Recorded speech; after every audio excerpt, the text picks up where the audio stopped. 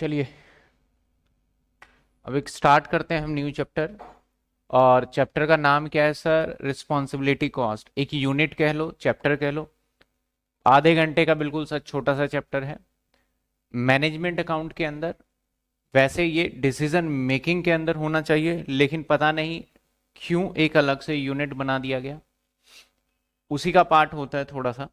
तो आज हम इस चैप्टर को स्टार्ट भी करेंगे और ज्यादा क्वेश्चन करने को है नहीं। आपकी किताब में भी 3 ही क्वेश्चन गिवन है, तो वो तीनों क्वेश्चन कर लेंगे और फॉर्मूले को समझ लेंगे। ये चैप्टर एंड हो जाएगा हमारा, जो कि यूनिट 5 है, लास्ट यूनिट है हमारे।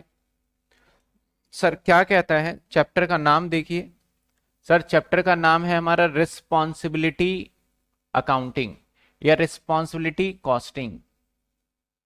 सर रिस्पॉन्सिबिलिटी का मतलब क्या होता है? आपकी जिम्मेदारी। सर कॉस्टिंग में अगर जिम्मेदारी की बात करें तो कहाँ की जिम्मेदारी है आपकी? हर एक ऑर्गेनाइजेशन में ना डिवीजन होते हैं, बहुत सारे डिवीजन। जैसे मान लेते हैं कि रिलायंस है, और रिलायंस के अंदर एक मैन्युफैक्चर डिवीजन होगा, एक सेल्स डिवीजन होगा, एक अदर से और भी बहुत सारे सर्विस डिवीजन होगा। तो इन सभी के डिवीजन्स होते हैं ये। अब हर एक डिवीजन में अपना कॉस्ट अपना अलग इंपॉर्टेंट रोल प्ले करता है। तो सेम यहां पे रिस्पॉन्सिबिलिटी कॉस्ट में ये बताया जाता है बेसिकली, कॉस्टिंग में इस वाले चैप्टर में बेसिकली कि हमें ये काम करना चाहिए या नहीं करना चाहिए। एक्चुअल बेसिस पे, फोरकास्टिंग बेसिस पे नहीं, हम देखेंगे और उसके हिसाब से हमें इस काम के अंदर, प्रोडक्ट के अंदर जाना चाहिए या फिर नहीं जाना चाहिए। तो बहुत छोटा सा चैप्टर है, एक क्लास के अंदर ही सर खत्म हो जाना है ये चैप्टर। सर यहाँ पे हमें रिटर्न ऑन इन्वेस्टमेंट के हिसाब से एक तो बताएंगे कि ये काम करना ही चाहिए या नहीं करना चाहिए।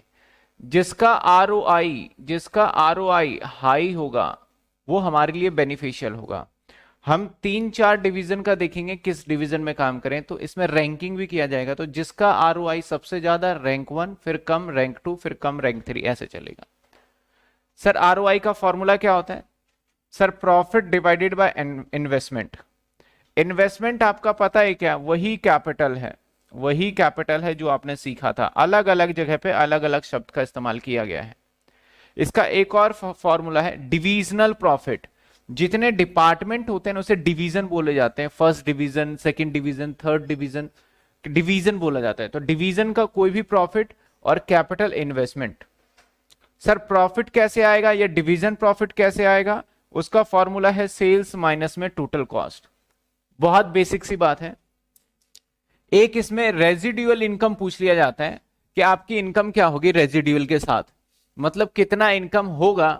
तो सर रेजिडुअल इनकम का फॉर्मूला होता है डिवीजन प्रॉफिट कह लो, या मैं इसको सिर्फ प्रॉफिट भी कह लूं तो कोई बुराई नहीं है, और माइनस में डिवीजन का इन्वेस्टमेंट, और इसको मैं कैपिटल कह लूं तो भी कोई बुराई नहीं है। इनटू में rate of changes, charges. Rate of charges क्या होता है सर? कॉस्ट ऑफ कैपिटल को ही रेट ऑफ चार्जेस कहा जाता है। तो ये कुछ फॉर्मूलेज हैं रिस्पॉन्सिबिलिटी कॉस्टिंग में। रिस्पॉन्सिबिलिटी कॉस्ट का मतलब है कि आपको एक डिसीजन लेके बताना है, आपकी रिस्पॉन्सिबिलिटी है कि डिसीजन लेके बताइए कि आपको क्या काम करना है। हालांकि ये अदर प्रोफेशनल में बहुत बड़ा चैप्टर होता है, सीए फाइनल के अंदर बहुत बड़ा चैप्टर होता है ये, लेकिन बीकॉम में बड़ा छोटा सा चैप्टर है। एग्जाम के पॉइंट ऑफ व्यू से थ्योरी पढ़ के जाइए आप, और प्रैक्टिकल देखिए। मैं तो बोलूंगा प्रैक्टिकल आप करके एक ही आज ही करोगे और आज ही खत्म हो जाना है।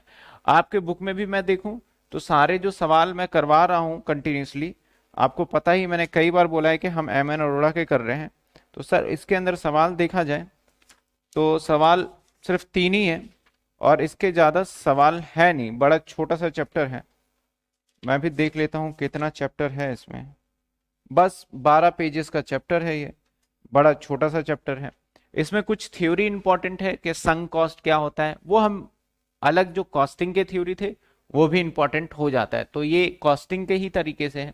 तो चलिए आइए सवाल करते हैं। सवाल क्या करना है? देखिए पहला क्वेश्चन क्या कहता है, एबीसी के 3 डिविजन्स है। कौन कौन सा? Division A, division B, division C. Operating result 3 division का बोलता है कि भैया इस डिवीजन का सेल्स है और ये है, तो ये हमें मिल गया profit, division A B C का। और इन्वेस्टमेंट यानी सर कैपिटल भी मिल गया हमें तीनों डिवीजन का। You are required determine ROI and 3 division rank of division performance basis, किसका रैंक क्या जाएगा। डिटरमाइन रेजिडुअल इनकम यानी RI भी करना है, ऑफ 3 डिवीजन रैंक आपको गिवन है। तो बड़ी सीधी सी बात है, यानी 2 ही फॉर्मूले आपके काम आने हैं। तो हम इसके डिवीजन वाइज हम भी बांट लेते हैं कि क्या किया जाए। तो ध्यान दीजिए,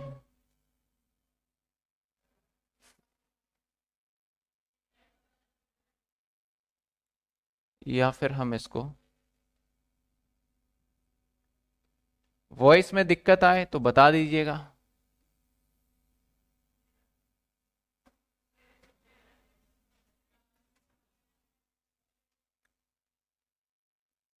तीन डिवीजन है, 1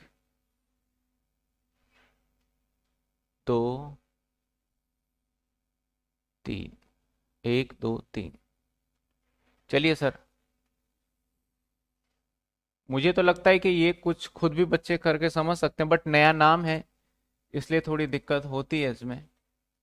और ये सिर्फ मात्र आधे घंटे का ही पूरा सेक्शन है। सर सबसे पहले देखा जाए ROI, तो ROI का फॉर्मूला क्या है। क्वेश्चन विजुअल नहीं है, आपको दिखा देते हैं। सर ROI का फॉर्मूला क्या है।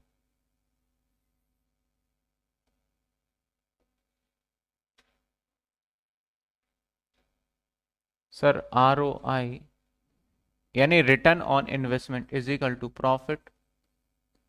प्रॉफिट अपॉन में इन्वेस्टमेंट। ए में प्रॉफिट क्या है सर, ए का प्रॉफिट है हमारा 1 लाख रुपए का, और सर ए का इन्वेस्टमेंट 3 लाख रुपए का, इनटू में 100। सर सेम बी का निकाल लेंगे, 2 लाख रुपए, इन्वेस्टमेंट सर 5 लाख रुपए, इनटू में 100। सी का निकाल लेंगे सर 4 लाख रुपए, डिवाइडेड बाय सर 15 लाख रुपए, इनटू में 100। इन सभी का एक सर्टेन परसेंटेज निकाल लेते हैं, और सर्टेन परसेंटेज क्या है, 1 डिवाइडेड बाय 3 लाख इनटू में 100। ओहो 1 लाख करना था, डिवाइडेड 3 लाख इनटू में 100, दैट इज 33.33%। इस सभी के आंसर को लिख दिया जाए तो क्या आएगा सर, ये आया 33.33%।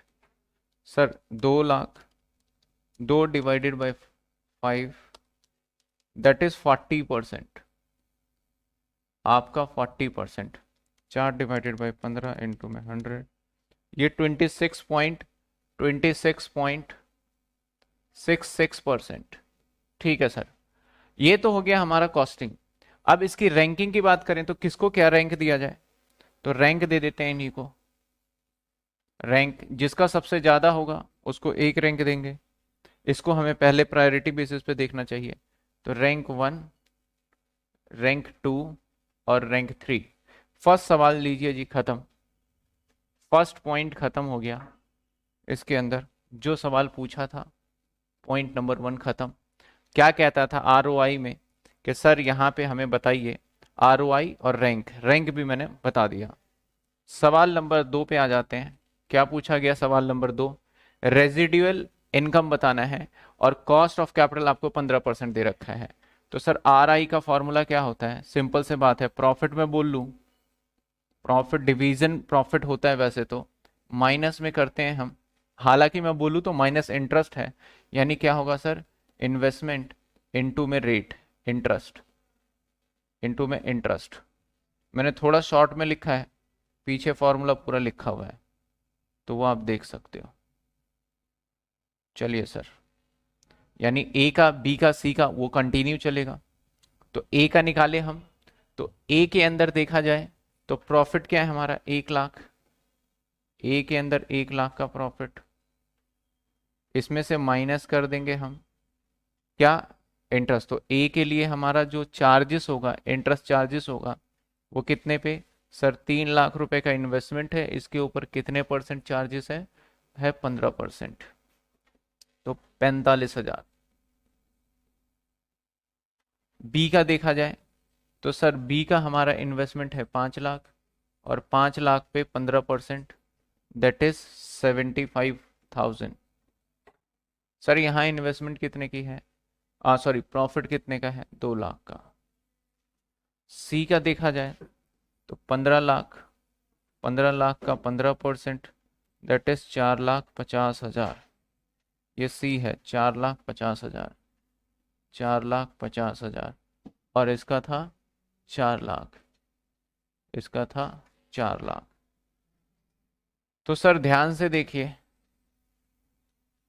इन सभी को माइनस करना है, हालांकि फॉर्मूले में करना है मैंने।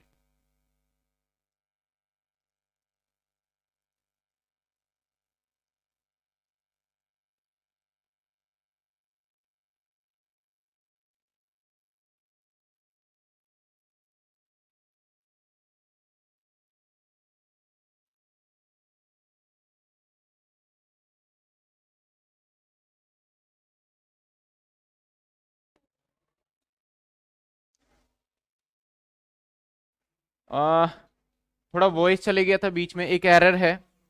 और एरर क्या था, इसका मल्टीप्लाई मैंने गलत कर दिया। ये मल्टीप्लाई करके सर, ये मल्टीप्लाई करके सर 2,25,000 आना है, 2,25,000। सर 2,25,000 यहां से माइनस होगा, बड़ी सीधी सी बात है, 2,25,000। तो ये सर क्या आएगा आंसर, ये हो जाएगा 175। अब इसको भी रैंकिंग कर दीजिए, तो सबसे ज्यादा 1 रैंक यहाँ पे है, 2 यहाँ पे है, 3 यहाँ पे है। सर ये रैंकिंग हो गया। सवाल नंबर 1 अब खत्म हो गया, अब हम दूसरे सवाल पे चलेंगे।